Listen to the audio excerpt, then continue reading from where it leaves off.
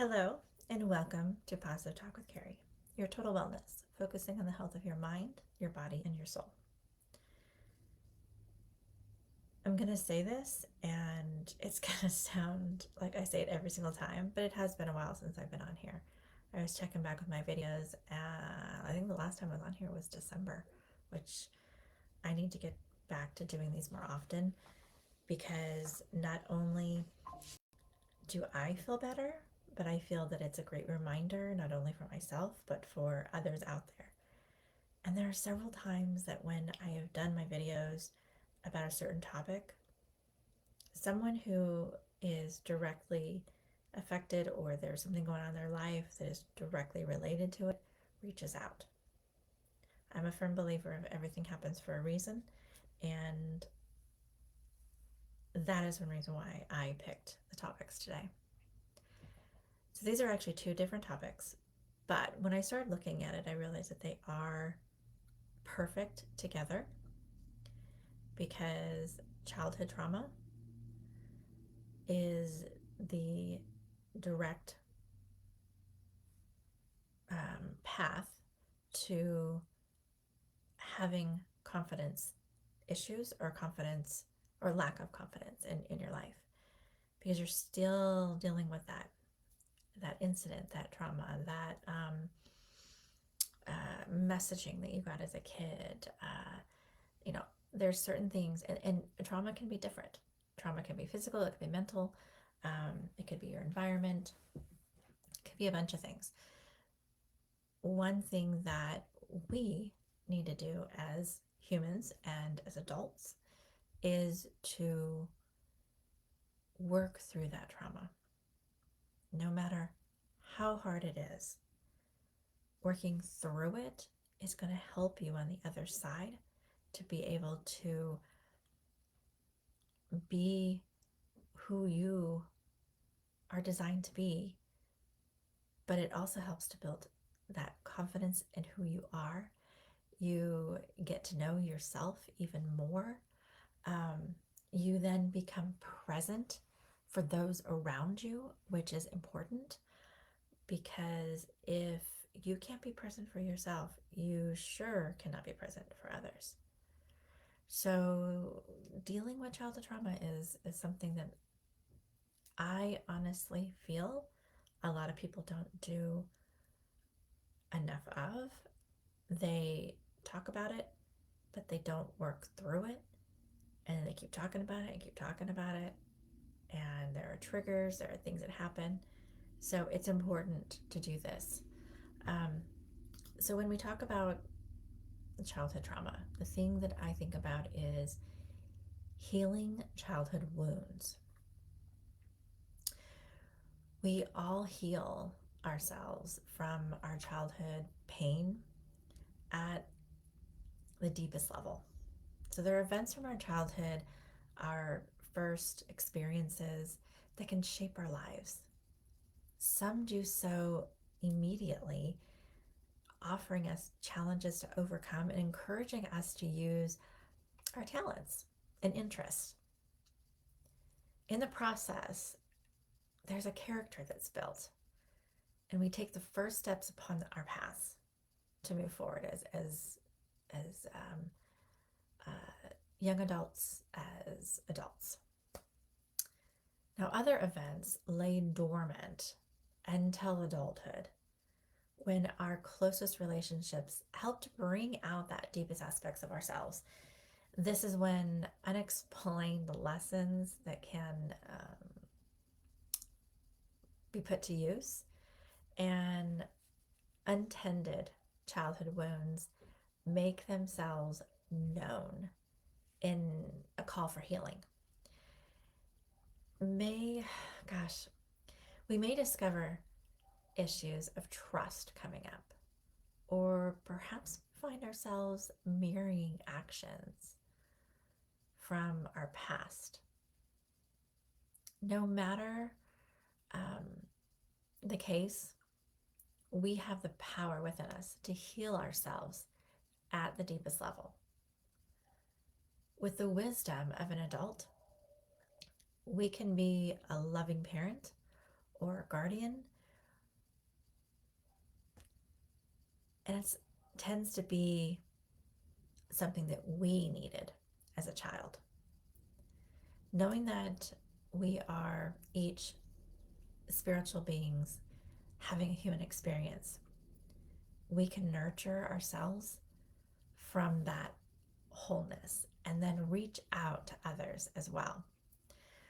We can recreate scenarios in our minds, trying different outcomes and following them to their logic conclusions. In doing so, we may be able to imagine possible reasons a situation occurred as it did, and even accept that it could not have happened any other way.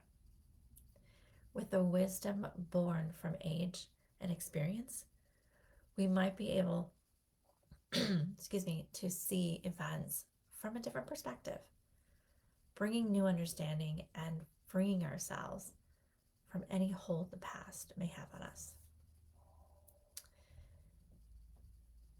Life offers opportunity to clear these weeds in our garden and in our souls. However, when we want to focus on easier and more pleasant tasks, we are likely to pass up the chance, leaving the wounds to continue to drain our energy and resources for living life fully today. We might find we need support to face events of the past. So, turning to a trained professional can offer tools for healing. It can be a valid choice, as long as we remember that that child, we were lives on with us. So the child, it's alive within us, and it will always live within us. We are always free to go back and to right the wrongs, correct mistakes, heal wounds, forgive, and begin anew. I think about individuals that I've talked to about childhood trauma, childhood wounds. Many times they dismiss professional help. The constant thing that I hear is, well, they're not helping me. They want me to figure it out. That's part of, and it's part of the process. A professional, a counselor, a psychologist, psychiatrist, whoever you go to that has the education and background to be able to work through traumas is the exact person that you need to be talking to. And I'll tell you why. Because this individual is trained to help you work through the process. Now, they're not going to give you the answers. They're going to help you to discover the answers, because when you go through the process, a lot of ahas happened. When I went through my sessions with my psychologist, I discovered in the beginning it was frustrating. It was hard to be able to sit there and have someone just listen. It was really hard. I wanted that person to talk to me and to tell me what to do and how to solve this and how to feel better. But that person was helping me by listening to me and how I was describing the pain, describing the trauma, describing the wounds, the exact words that I used to describe it. the feelings and emotions that I was experiencing, my body language, my facial expressions that I was showing so much during the sessions. And once I got through and was able to explain in detail what happened, then the individual started asking questions. The questions, I was just like, why are you asking these questions? I've already told you all the information. But no, we were diving deeper. And there was one point where the individual used a special technique to be able to help me dive deeper. And that was, I have to admit, it was a little scary at first. But boy, afterwards, I felt a little bit of relief. I felt good. And I was able to start to move on. So there's a process in what they go through, and there's a reason for that process. It goes back to trust the process, believe in the process. There's a reason why they put you through this, and it's all to help you heal. It's not a quick fix. Life is never a quick fix, but it will feel so much better on the other side. And when I think about self-confidence, this is something that I even still struggle with from time to time. I have confidence in certain areas that I've been able to develop, but there are things that I still kind of struggle with. So I find these 3 tips to be very helpful. And most of us have learned to find our identities in our relationships, even our work, our accomplishments, possessions, personality, and even our body. So this is known as object referral, which means that we identify with objects outside of ourselves. Now, by their very nature, these objects are always changing. And if we tie our identity to them, we will never know our true unlimited self. We may feel happy when things go our way, but we will always feel like an underlying current of instability or insecurity, because part of us knows that the source of our good feelings can disappear in a moment. And that is something that is scary. So the opposite of object referral is self-referral, which means that we identify with our inner self, with unchanging essence of our soul. Self-referral is an internal state of well-being that does not depend on external circumstances. Okay? So let me say that again. So the opposite of object referral is self-referral, which means that we identify with our inner self, the unchanging essence of our soul. Self-referral is an internal state of well-being that does not depend on external circumstances. It's kind of a safe spot. And when we're living from an awareness of our true self, we feel connected to all that exists. We experience infinite creativity. We feel of limitations. We are fearless. We are willing to step into the unknown. We experience the spontaneous fulfillment of our desires, things that we want to do, and we view ourselves and the world with compassion.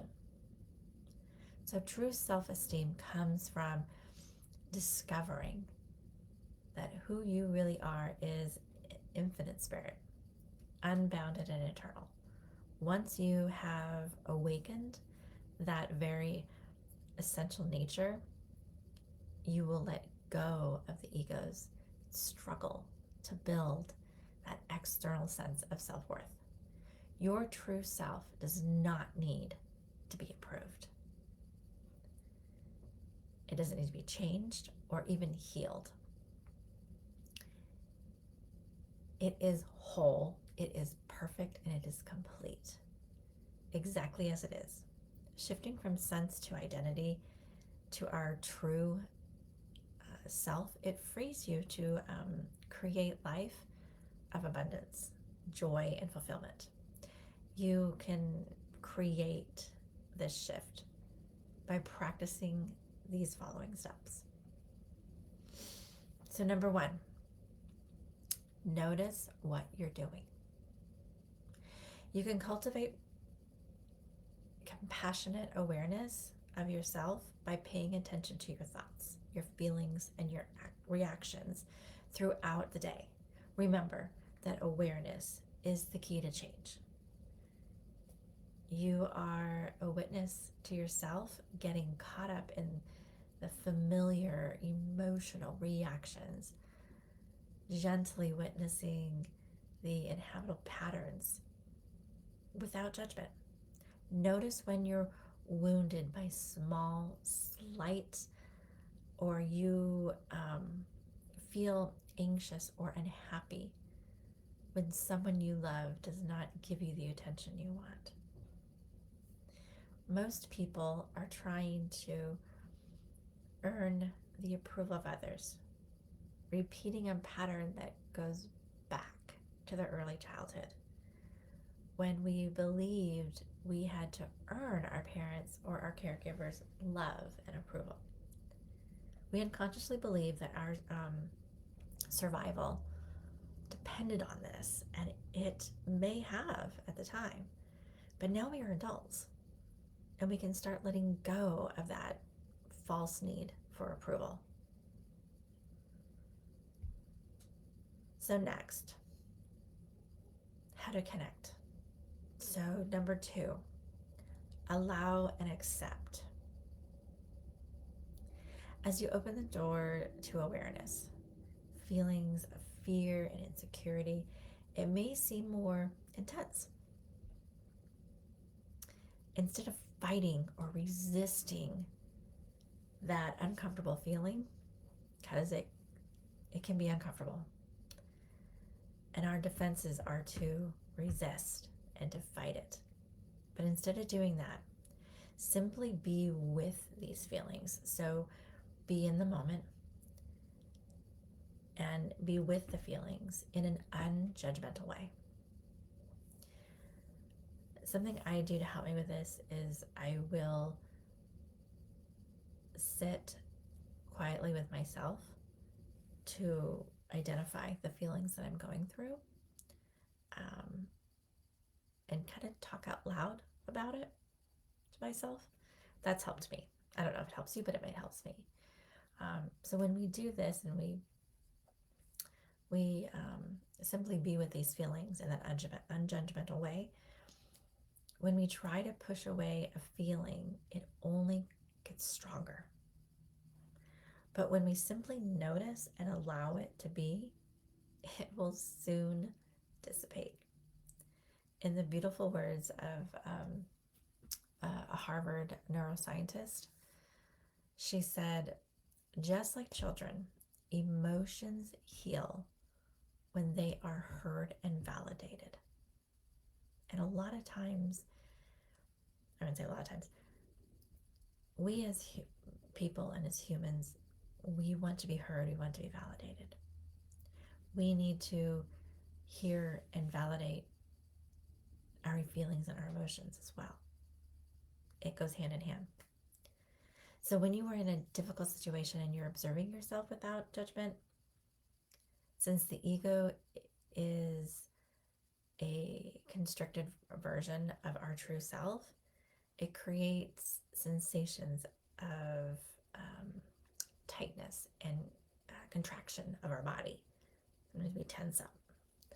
And we can usually like feel this in our chest, in our heart, a lot of times in our stomach, in our shoulders, and in our neck, or even our back. It's like when you've had a stressful or tense situation and you go and you see someone who is a masseuse and they start to kind of work on your shoulders, like, oh, you're holding your tension here, your stress is here, because those are the parts of your body that you are tensing up, that you're constricting, and it's like a tight contraction of that body, and that's where that comes from. So a lot of times we can feel that. People are like, oh, my stomach hurts, my stomach is in pain, some people feel like they're going to, vomit, or they feel like they're just achy. That's part of this. So whenever you feel discomfort in like one of these areas, know that your ego is trying to dominate that situation. And in that moment, just becoming aware of your ego, it's creating a sensation. It's enough to set back into the perspective of your true self. So step 3, cultivate your inner dialogue. Conscious inner dialogue is a powerful tool. It's a powerful tool for connecting to your true self. Whenever you look in the mirror, even if just for a few seconds, make eye contact with yourself and silently repeat these principles for self-referral. I am independent of good or bad opinions of others. I am beneath no one, and no one is beneath me. I am fearless in the face of all challenges. I'm going to repeat those. I am independent of the good or bad opinions of others. I am beneath no one, and no one is beneath me. I am fearless in the face of all challenges. So look into your eyes to see these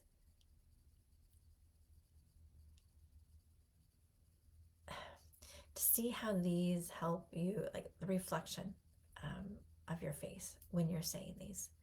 Look just into your eyes, not to your facial expressions.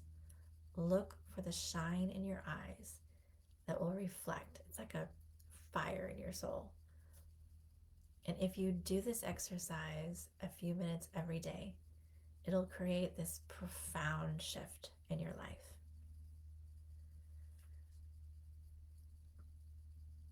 Self-confidence is something that it's not a quick fix of these 3 steps. Self-confidence is going to be something that is going to be a daily work activity that you're going to need to do. And through those 3 steps that I just talked about, but also repeating that self-referral, it's like a affirmation in a way. It helps you to get through it. And as you start to do it, what's really interesting is that when your self-confidence starts to grow, people around you notice. People will gravitate to you. And don't be scared if you're an introvert and you start to see people wanting to come and talk to you. This means that your confidence is growing. This means that you are starting to shine confidence on the outside, not just on the inside. People love to be around others that show that that talk about confidence. They like it. They gravitate to them. They want to be around them. They want to experience it. They want some of that to rub off on them. This is the great thing about confidence, is that it's so attractive. When I look back at when I first met my husband, that was one of the first things that attracted me to him, was his confidence. He also has a very soft side, and he was very gentle and very sweet with me and a lot of things that I was going through personally. But it was his confidence that was so attractive. And I look at people that I have in my circle, I really like to be around other people with confidence. It's fun. It's energetic.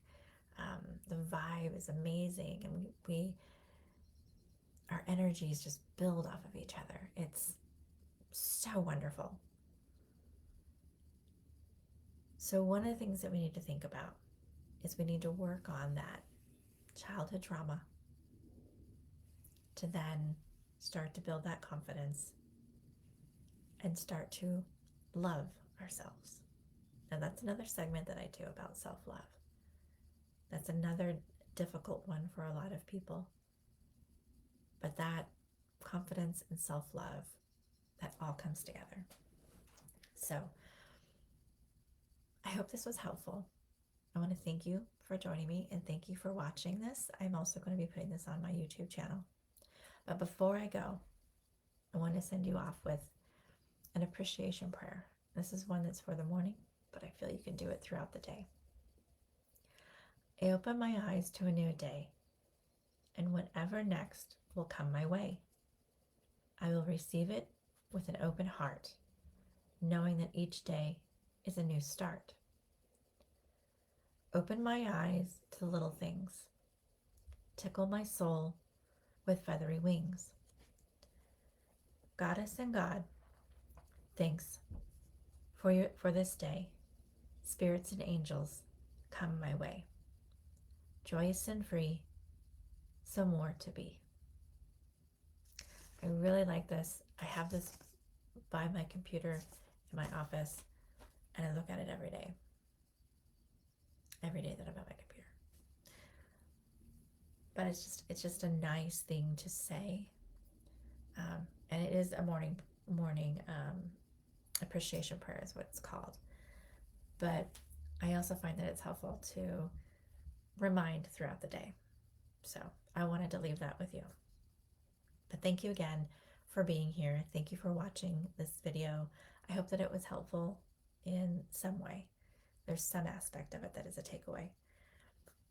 I am going to post this on my YouTube for everyone to see. So be kind, be safe, and love one another. And I will be back. I'm thinking about doing these a couple times a week so we can get back on track. Make it a great day.